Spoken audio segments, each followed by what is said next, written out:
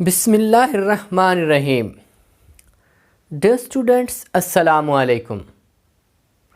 आज हम इंशाअल्लाहुल अज़ीम में सीखेंगे। आज का हमारा जो टॉपिक है वो मॉडल वर्ब में है। May is also a modal verb.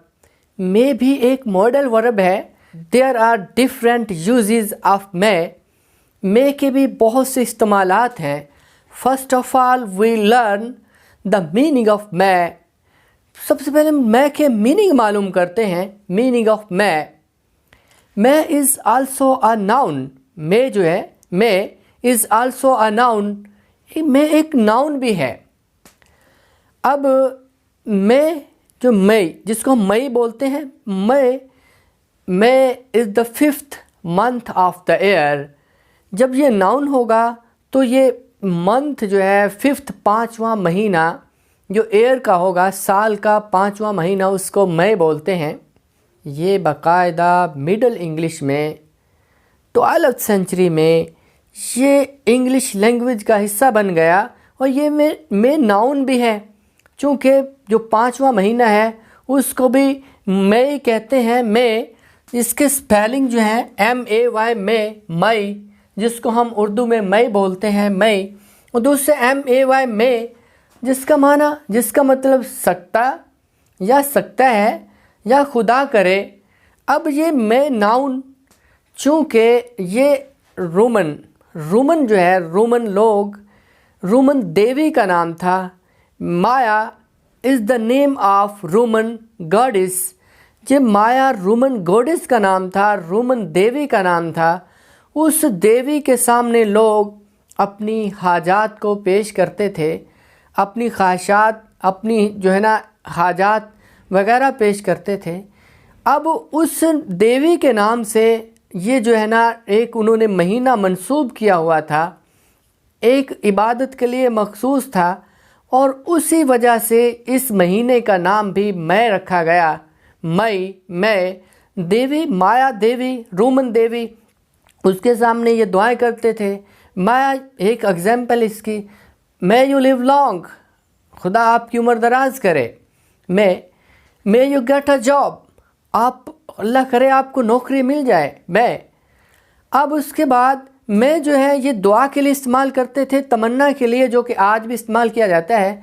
तो वो चूँकि देवी के साथ मंसूब था, मे यू लिव लॉन्ग, मैं यानी कि माया देवी। और वो अब लफ्ज़ वक्त के साथ, वक्त गुजरने के साथ वही में बन गया और मई बन गया, वही लफ्ज़। अब हम इंशाल्लाह उसके मीनिंग देखते हैं। सबसे पहले अब इसका मतलब जो है, जब ये नाउन आएगा तो ये मई होगा मई, लेकिन जब ये मॉडल वर्ब आएगा तो ये में होगा में, जिसका मतलब सकना, खुदा करे, सकता है, सकता वगैरह आता है। डियर स्टूडेंट्स, ये बात याद रखें, सकता है, सकती है के लिए तो कैन भी आता है, कुड भी आ सकता है। अब लेकिन कुड अमूमन माजी में आता है, प्रेजेंट में भी आ जाता है। डियर स्टूडेंट्स, ये बात याद रखने के काबिल है, नोट करने के काबिल है कि जब किसी भी काम के होने के चांसेस 80% हों तो आपको चाहिए कि मैं इस्तेमाल करें। मैं अब ये कहाँ पे आता है? सबसे पहले मैं का इस्तेमाल परमिशन के लिए आता है। परमिशन, इजाज़त के लिए मैं का इस्तेमाल आता है। मैं आई कम इन, क्या मैं अंदर आ सकता हूँ। अब उसके बाद दूसरे नंबर पर पॉसिबिलिटी के लिए आता है, इम्कान के लिए। उस्मान में बी एट होम, उस्मान शायद घर में हो। ये अब उसके घर में मौजूद होने के चांसेस जो हैं 80% हैं। अब जब 80% चांसेस हैं कि वो घर में होगा तो हम मैं इस्तेमाल करेंगे। नंबर 3 पे है विश। मैं को दुआ के लिए और ख्वाहिश के लिए भी इस्तेमाल किया जाता है, क्योंकि रोमन लोग, मैंने जैसे पहले बताया, माया देवी के सामने अपनी ख्वाहिशात और दुआएं किया करते थे। तो वही लफ्ज़ जो है नाउन भी बन गया और ये मॉडल वर्ब भी बन गया। और इसीलिए ये आज भी दुआओं के लिए और ख्वाहिशात के लिए ये लफ्ज़ इस्तेमाल होता है, मैं। तो अब हम इंशाल्लाह इसकी सेंटेंसेस भी बनाएंगे विश के लिए, ख्वाहिश के लिए। मसलन मे यू लिव लॉन्ग, खुदा आपकी उम्र दराज करे। अब आप जो है ना, अब फिर ये मैं शुरू में आएगा, मैं जो गेट अ जॉब, अल्लाह करे आपको जॉब मिल जाए। मैं जो फाइंड हिम, मैं जो फाइंड हिम, अल्लाह करे आप उसे तलाश कर लें। अब मैं जो है ये ख्वाहिश के लिए आता है, इस्तेमाल होता है ख्वाहिश के लिए, विश के लिए, पॉसिबिलिटी के लिए। अब इसकी उर्दू पहचान जो है ये सकता है, सकती है, सकते हैं वगैरह आती है। अब हम इसके सेंटेंसेस बनाते हैं कि इसके सेंटेंसेस कैसे बनेंगे। सबसे पहले सब्जेक्ट, सब्जेक्ट के बाद मे के बाद वर्ब की फर्स्ट फॉर्म, उसके बाद ऑब्जेक्ट लिखते हैं। Subject, may, first form of verb, object. अब ये था यानी कि इसका बनाने का स्ट्रक्चर फार्मूला। अगर आपको फार्मूला याद हो गया तो इंशाअल्लाहुल अज़ीम आप ये सेंटेंस भी बना जाएंगे। अब देखिए, सबसे पहले हम एक फ़िक्रा बोलते हैं कि वो ये काम कर सकता है या वो ये काम कर सकते हैं, वो ये काम कर सकते हैं। अब चूँकि इसमें काम करने के इम्कान 80% हैं कि वो कर सकते हैं, तो सबसे पहले हम लिखेंगे दे, उसके बाद मॉडल वर्ब मैं, फिर उसके बाद मेन वर्ब डू, फिर उसके बाद do this work. They may do this work, शायद इम्कान है उनके काम करने के 80% चांसेस हैं कि वो ये काम कर सकते हैं। दे वो, अब उसके बाद मैं अपनी जगह पे आया, डू वर्ब की पहली form. Dear students, do helping verb के तौर पर भी आता है, लेकिन इस सेंटेंस में, इस फिक्रे में ये डू जो है ये मेन वर्ब के तौर पर आया है और वर्ब की पहली फॉर्म के तौर पर आया है। दे मे डू दिस वर्क, वो शायद ये काम कर सकते हैं। अब ये ऑब्जेक्ट अपनी जगह पर आया। यूँ फिक्रे की तरतीब जो है बिल्कुल दुरुस्त हुई और आपने ये तरतीब जहन में रखनी है। जब आपको तरतीब और स्ट्रक्चर आ गया, इंशाल्लाह आपके लिए ये मुश्किल नहीं होगा। आप फिक्रात बना सकेंगे, आप फिक्रात बोल भी सकेंगे। अब इसके देखें, इसके सेंटेंसेस को नफ़ी कैसे करना है। सबसे पहले नेगेटिव बनाने के लिए सब्जेक्ट लिखेंगे। सब्जेक्ट के बाद मे के बाद हम नॉट लिख देंगे। फिर उसके बाद वर्ब की फर्स्ट फॉर्म, फिर उसके बाद ऑब्जेक्ट लिखेंगे। नफ़ी करने के लिए सब्जेक्ट, मे नॉट, वर्ब की फर्स्ट फॉर्म, ऑब्जेक्ट। इसी फिक्रे को हम, इसी सेंटेंस को हम फिर से लिखते हैं। दे मे, दे वो ये काम नहीं कर सकते हैं, इसके भी इम्कान जो हैं, यानी कि काम ना होने के इम्कान भी 80% हैं। तो क्या करेंगे, सबसे पहले दे शुरू में, उसके बाद मे के बाद नॉट, दे मे नॉट, वो शायद नहीं, डू वर्ब की फर्स्ट फॉर्म, उसके बाद this, they may not do this work,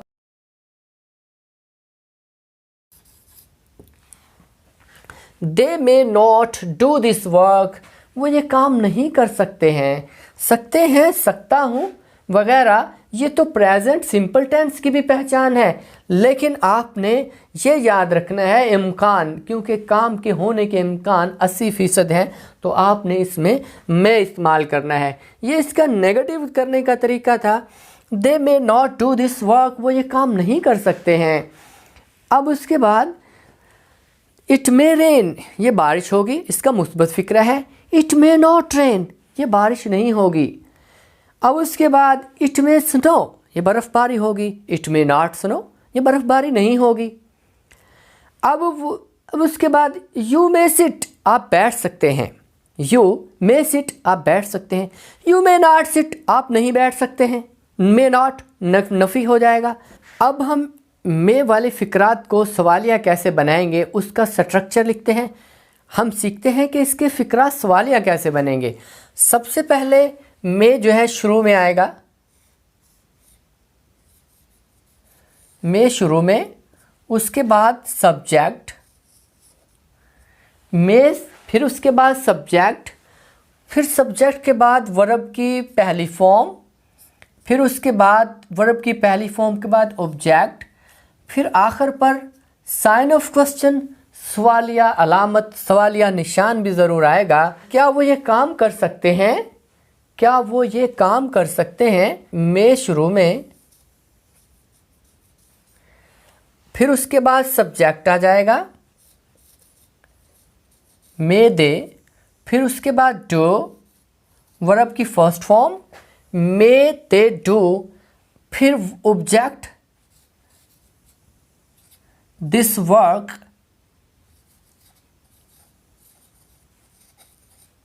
sign of question, may they do this work, क्या वो ये काम कर सकते हैं? दूसरा, मे आई कम इन, जो अमूमन बहुत ज़्यादा सेंटेंस इस्तेमाल होता है, मे आई कम, मे आई कम इन, क्या मैं अंदर आ सकता हूँ? ये बहुत ज़्यादा फ़िक्रा इस्तेमाल होता है, मे आई कम इन, क्या मैं अंदर आ सकता हूँ? मे शुरू में आता गया, उसके बाद इसका सब्जेक्ट जो है ना दे सब्जेक्ट था, इसका आई सब्जेक्ट था, और इसमें जो है डू वर्ब और इसमें कम वर्ब। ये ऑब्जेक्ट इसका दिस वर्क और इसमें ऑब्जेक्ट इसका एन। कहाँ आना है? एन प्रेपोजिशन है, लेकिन ये ऑब्जेक्ट के तौर पर आया है। मे आई कम इन, क्या मैं अंदर आ सकता हूँ? ये था इसका सवालिया बनाने का तरीका। तो डियर स्टूडेंट्स, अगर सेंटेंस सवालिया भी हो और मनफी भी हो, उसमें मे सबसे पहले आएगा। मे के बाद हम सब्जेक्ट लगाएंगे, सब्जेक्ट, मे के बाद सब्जेक्ट, सब्जेक्ट के बाद फौरन नोट लिखेंगे, नोट। अब नोट के बाद वर्ब की पहली फॉर्म, फिर उसके बाद ऑब्जेक्ट, और आखिर पर ऑब्जेक्ट के बाद सवालिया निशान, साइन ऑफ क्वेश्चन। ये स्ट्रक्चर हो गया इसका सवालिया और नफी वाला। मे, सब्जेक्ट, नोट, वर्ब की पहली फॉर्म, ऑब्जेक्ट। मे, सब्जेक्ट, नोट, वर्ब की पहली फॉर्म और ऑब्जेक्ट। अब इसमें वो ये काम नहीं कर सकते हैं? मे शुरू में आ जाएगा, सब्जेक्ट दे, मे दे, अब उस नोट अपनी जगह, मे दे नोट, अब वर्ब की फर्स्ट फॉर्म डू, अब उसके बाद object this work,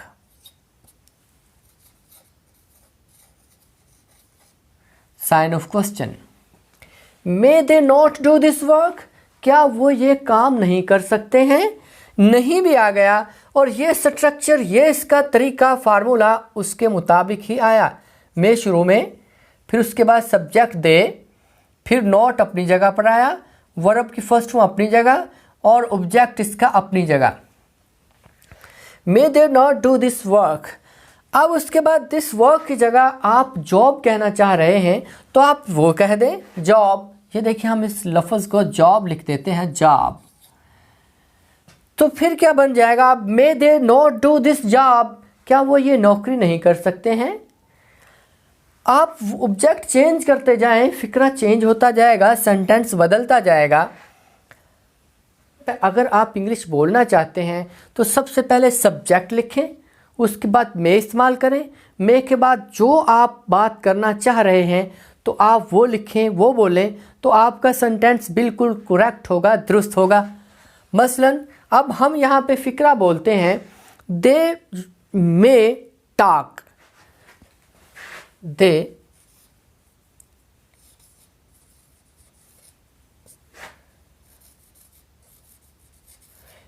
may talk, they may talk. अब इसमें ऑब्जेक्ट के बगैर, ऑब्जेक्ट ना भी लिखें, बात पूरी है, वो बात कर सकते हैं। अब हम टॉक की जगह लिखते हैं, अब हम टॉक की जगह लिखते हैं लुक, दे मे लुक। अब हम लुक की जगह कुछ और कहना चाह रहे हैं, दे मे स्टे,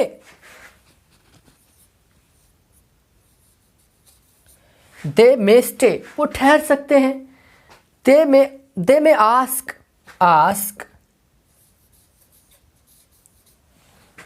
swim,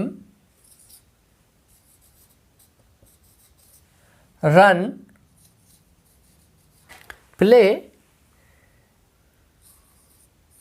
read, write,